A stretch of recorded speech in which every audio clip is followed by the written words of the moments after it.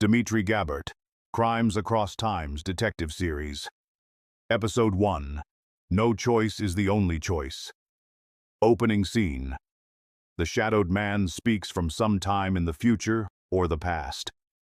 The shadowed man stood before him cloaked in darkness, his voice echoing as if from another time. Power corrupts. And yes, absolute power corrupts absolutely. But what happens when corruption infects every thread of society? When justice becomes a commodity, truth a weapon, and freedom a privilege reserved for the elite? He paused, letting the weight of his words settle. You see fractures, Demetri, cracks in the system. But you don't yet understand their origin or their purpose. Some threads must be mended, others severed completely. The shadowed man's voice grew colder, more ominous. Trust no one, not even yourself. For in the end, the greatest enemy may be staring back at you in the mirror. Demetri stood there frozen, but listening as the sound of the shadowed man's voice faded slowly, leaving behind only a faint, static hum that lingered in the air like an unanswered question. Standing in that dark alley, he realized all the sound had stopped when that ghost-like man's voice began to speak.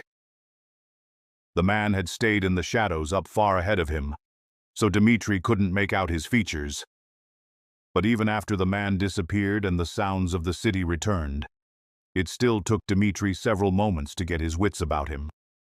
Then he rushed on through the alley to make his way home. Was it all a dream, he wondered now that he had been back out on the empty streets for a few minutes. I must have lost my mind, he whispered, feeling the shock of tonight's eerie experience wash over him again and again. He couldn't get it out of his mind, then paused and looked around the city he called home, and it brought him back to old thoughts. Thoughts that by now were all too familiar. Aloud he said, "They call it a democracy, but that's just a fancy word for a rigged game." He muttered bitterly. Politicians smile for the cameras while cutting deals behind closed doors.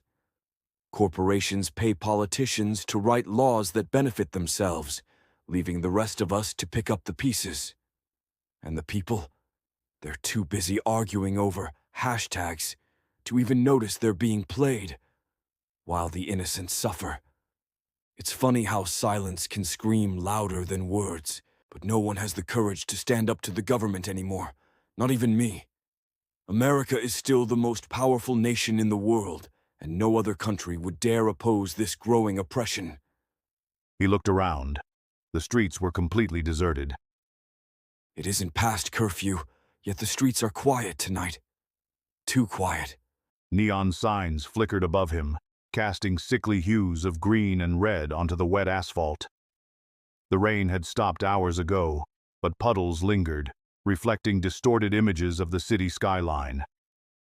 It's like looking into a fractured mirror, a reflection of everything that's gone wrong, he thought grimly. Back in his cramped apartment, remnants of a happier past still clung to the walls. His desk was cluttered with old case files, half-empty coffee cups, and an ancient laptop that barely booted up anymore.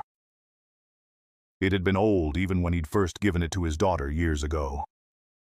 There was a photo pinned to the wall above it, a relic from another life. In it, he was smiling. Really smiling. Beside him was Sarah, her arms wrapped around their daughter Lori. We were happy once. Whole, he thought to himself. That was before everything changed. His thoughts continued, pain lacing his words. Aloud he said, before they vanished without a trace. Before this city became a tomb where hope goes to die. Before we were happy. His every breath felt heavier here within the apartment, like the air itself knew they were living under something wrong, something stolen. Propaganda banners hung limp in the stale air, their colors dulled by years of neglect. Posters lined every wall, screaming slogans meant to inspire fear instead of courage.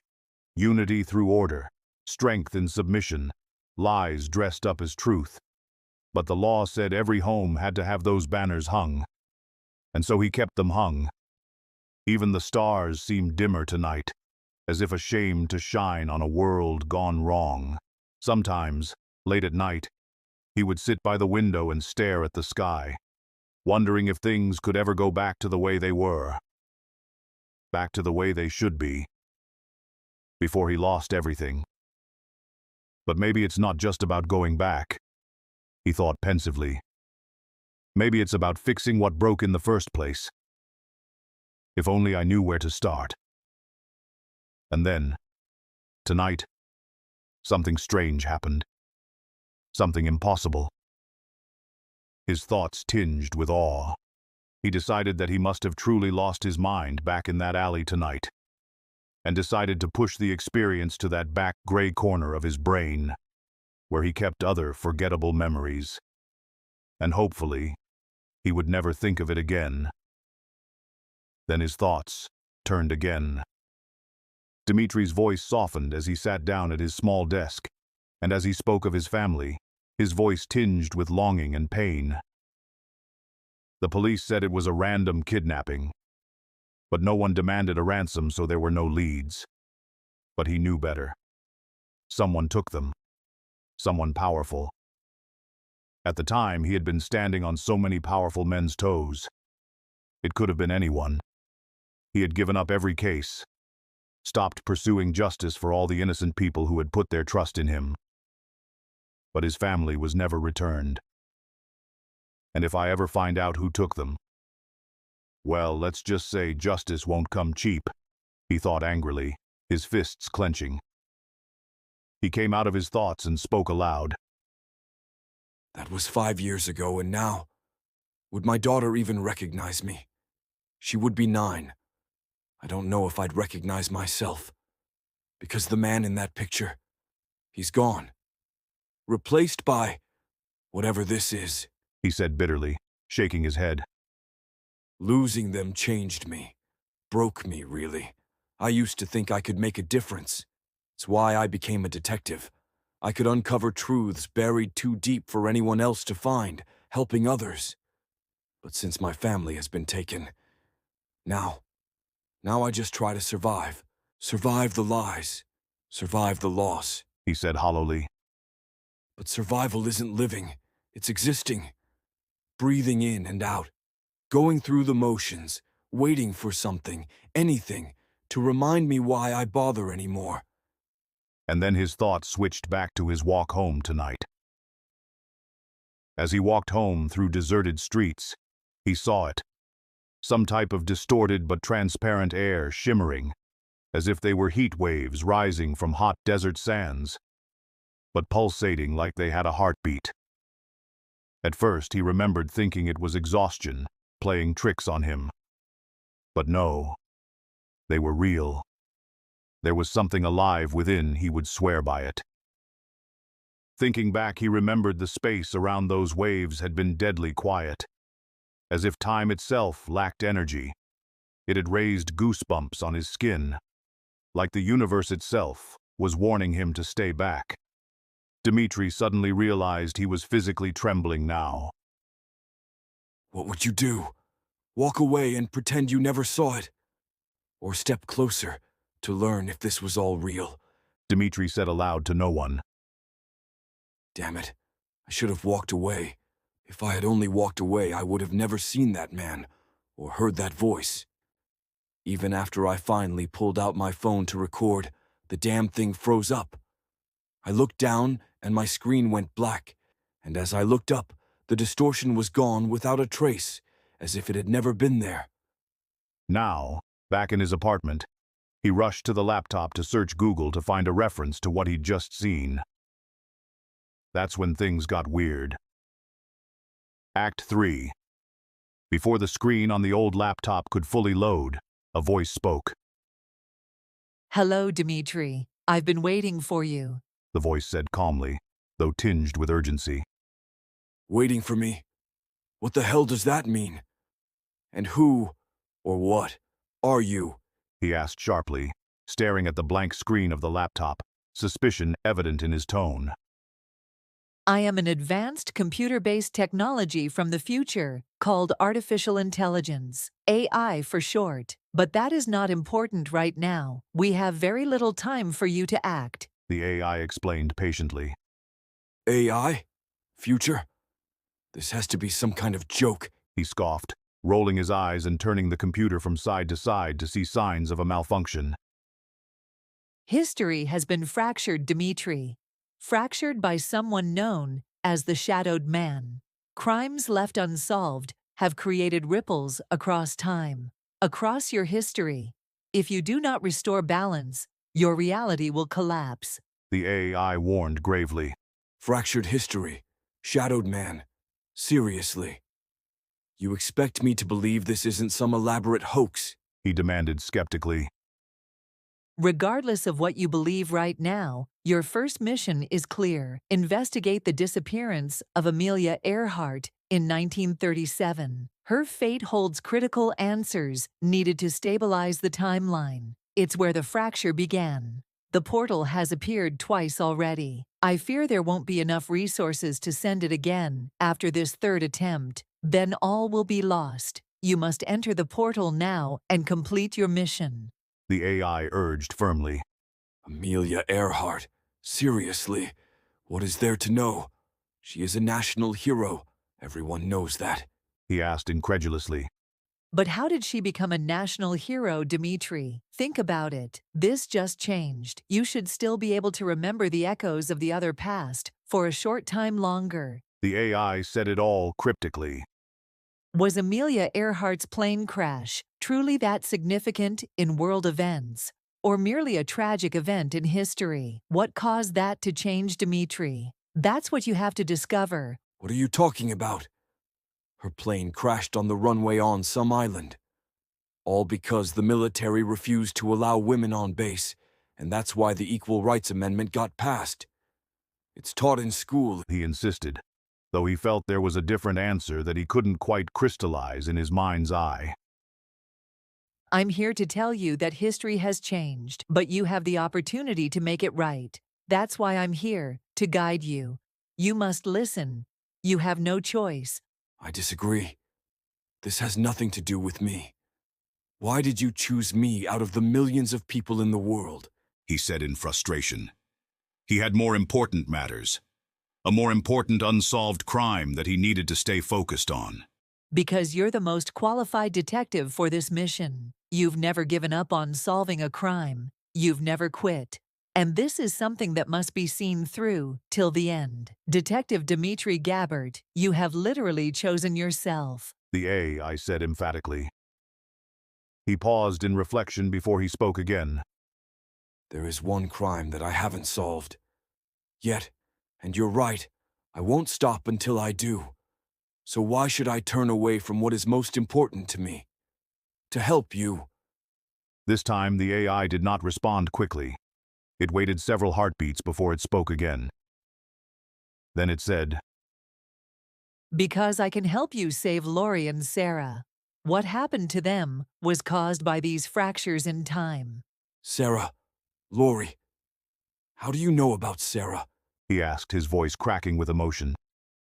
I am from the future, Demetri. I alone know the true history, as it should be. Complete your missions, and perhaps you can save them. Fail, and they will remain lost to you forever. You have exactly 3 minutes to decide. After that, the portal will dissipate, and your chance will be gone. The AI warned sternly. 3 minutes? Are you serious? He asked incredulously, his voice rising. 2 minutes. 50 seconds remaining. The AI reminded him coldly. This is insane. Talking to a computer screen about saving my wife. But what if it's true? What if I can have them back? He muttered, desperation creeping into his voice. 2 minutes, 10 seconds remaining. Decide, Demetri. The AI pressed urgently. Fine. Fine. Where's this portal? He said, throwing his hands up in frustration. It's just outside. Hurry. The time waves are fading. The AI instructed firmly. Demetri didn't trust it. How could he? But desperation got the better of him. He wanted Sarah and his little girl Lori back.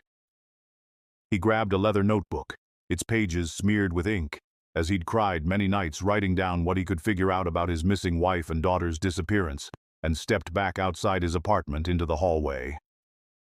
It was there. It seemed the time waves could appear even within a building.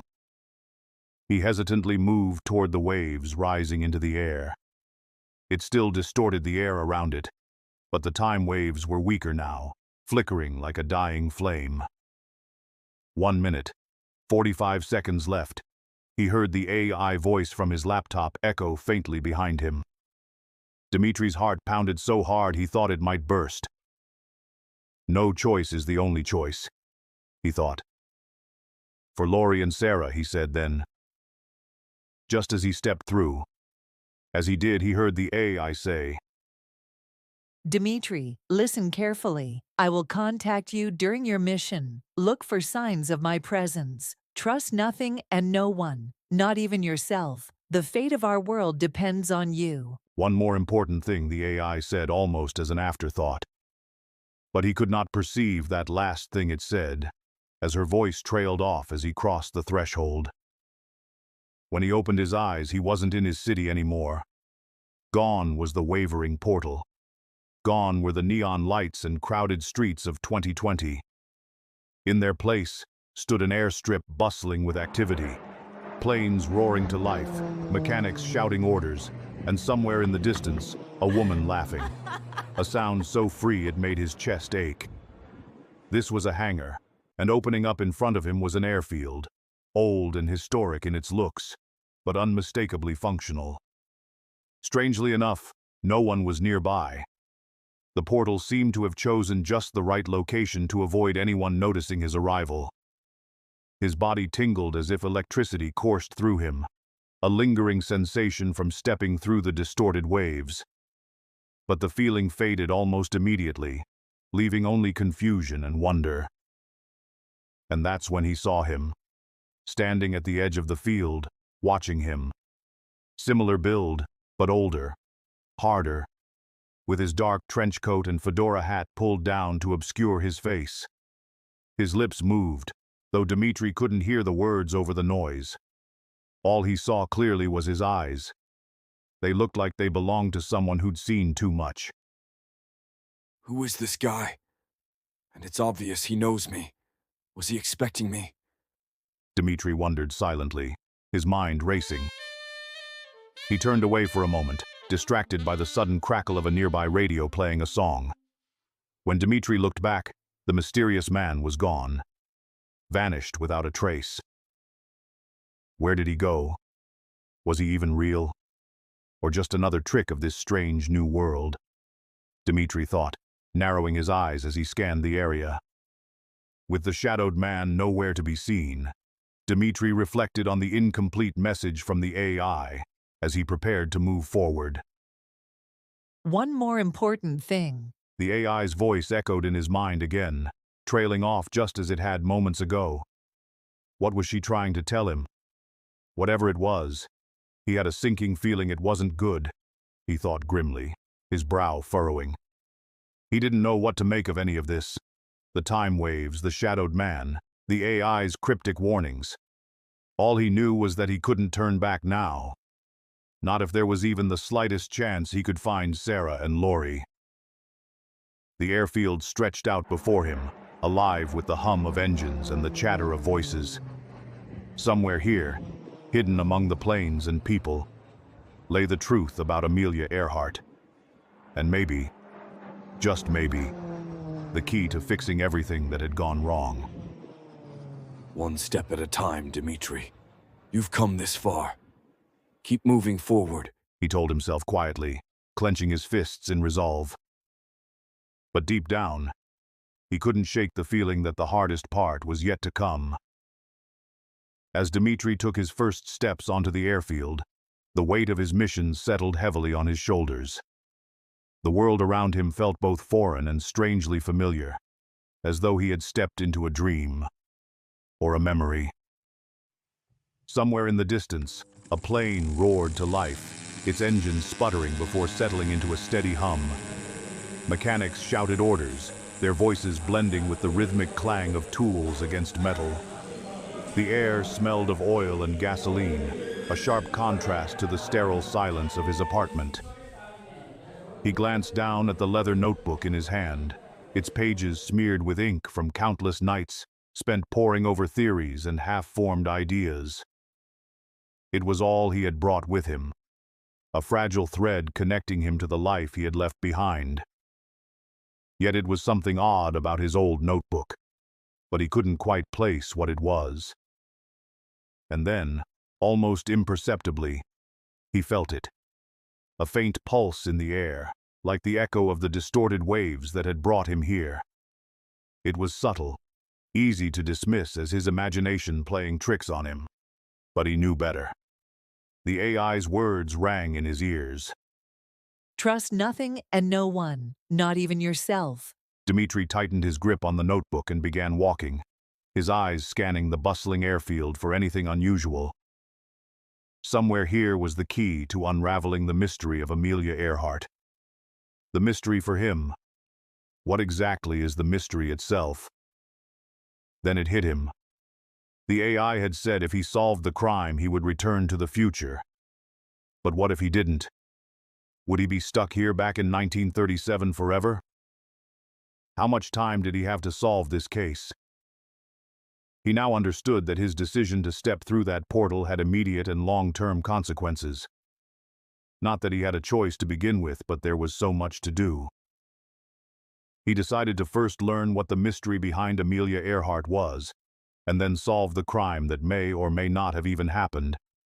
And he felt he had to do all of it as quickly as possible. In so doing, perhaps it was the key to saving his family. But as he continued to move across the airfield in the direction of the faint pulse in the air, he couldn't shake the image of the shadowed man from his mind. Who was he?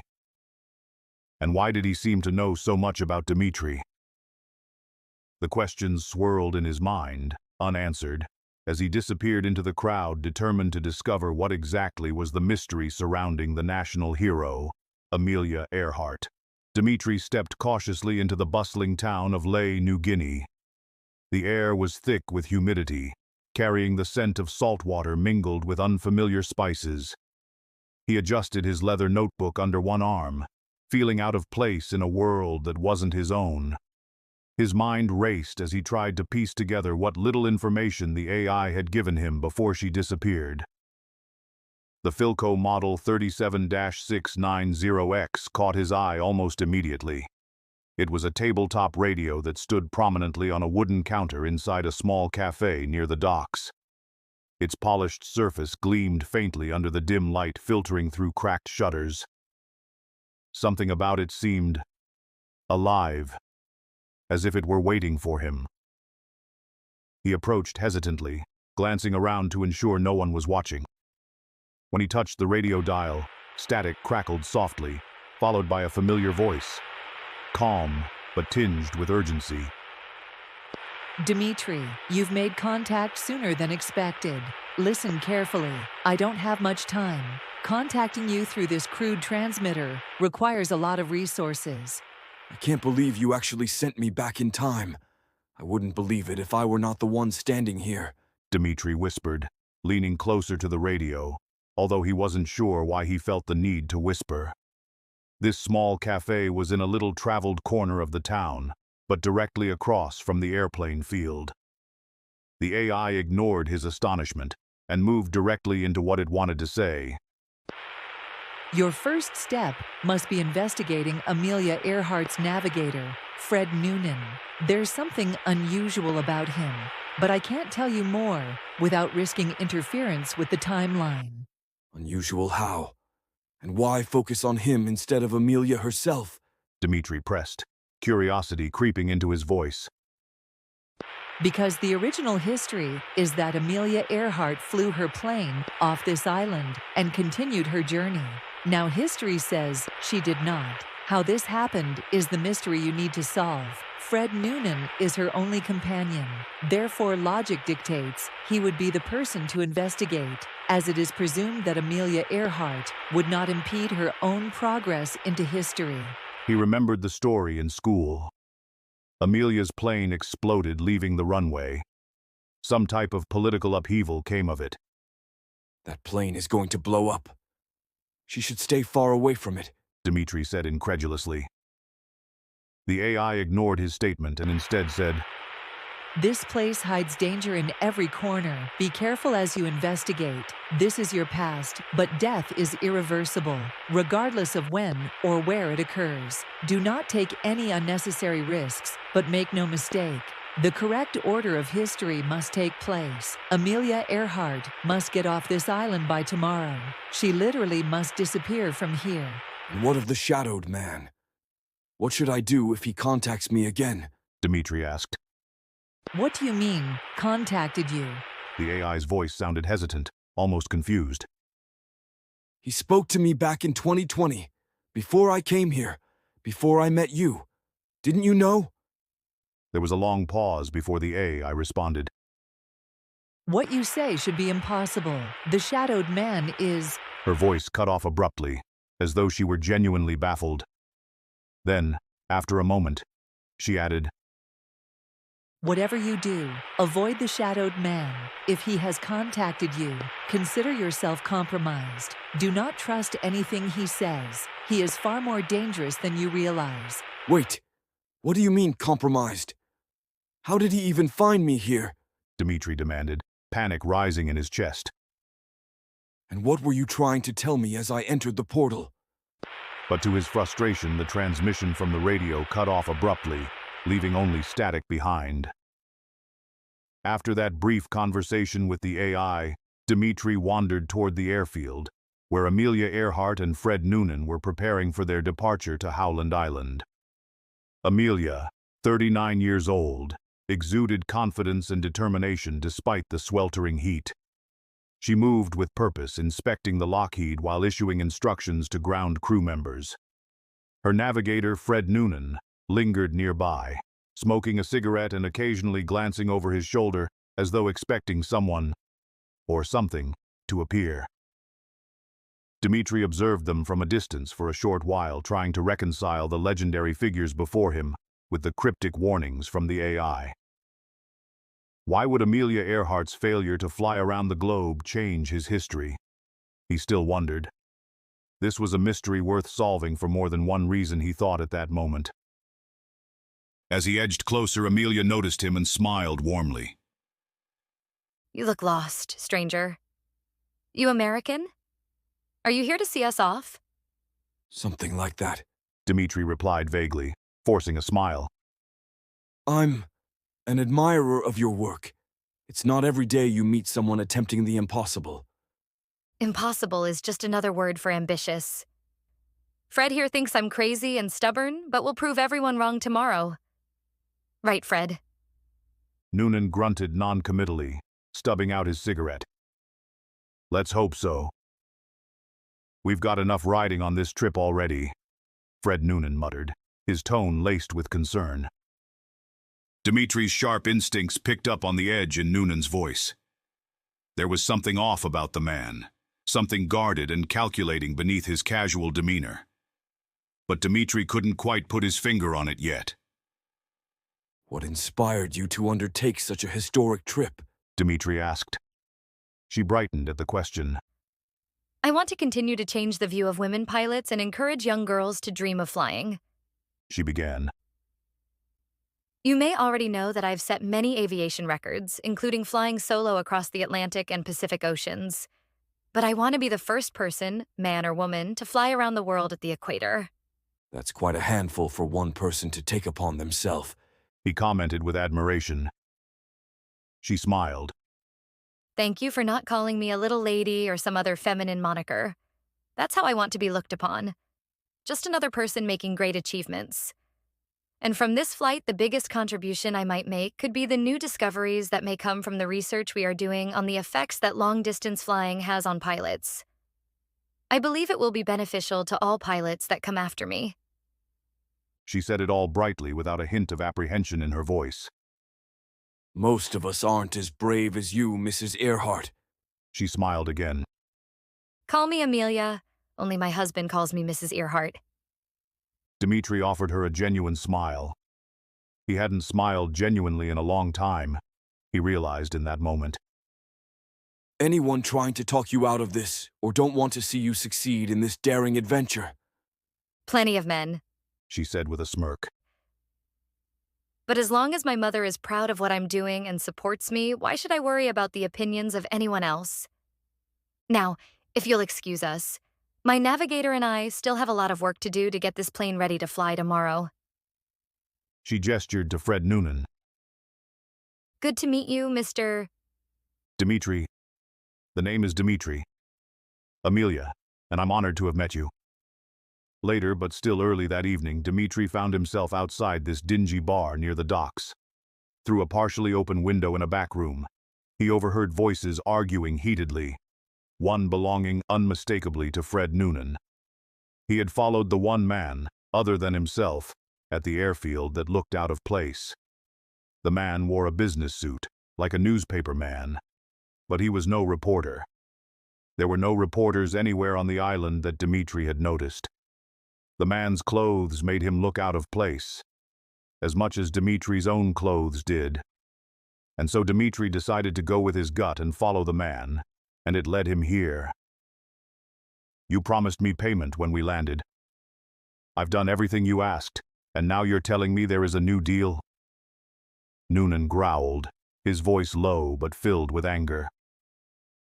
Orders changed. Too many risks involved.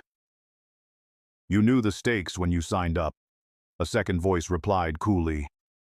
This man's tone was clipped and authoritative, clearly accustomed to giving orders rather than taking them. Risks? You think completely sabotaging her plane counts as risks? This wasn't part of the agreement. Did you forget? I'll be aboard that plane too. Noonan snapped, his frustration boiling over. She will never leave this airfield, so just find a reason not to be on that plane, and you'll be fine. You have nothing else to do but stay out of the way, and you'll get paid once this is done. Demetri froze, his blood running cold. Sabotage. This was the reason Amelia's flight had ended in disaster. None of this was in the history books. He barely had time to duck beneath the windowsill as Noonan angrily shoved a chair aside and stormed by, leaving the dingy hole in the wall of a bar. As he left the room, Demetri could just barely hear him say with heavy remorse, I betrayed her trust. For this. After he was gone, another G-man stepped into the room. You think he's still on board, or do we need to make plans for him too? They whispered, but Demetri could still hear their conversation. The first G-man spoke now. He'll toe the line. He's in too deep now and he knows it. Besides, he doesn't know enough but to incriminate himself. Plus, the amount of money promised him would buy the loyalty of 5 men. The second G-man grunted as he lit a cigarette. This agency is going soft. We're offering bribes for patronage these days. At least we're going to handle this situation the way we should.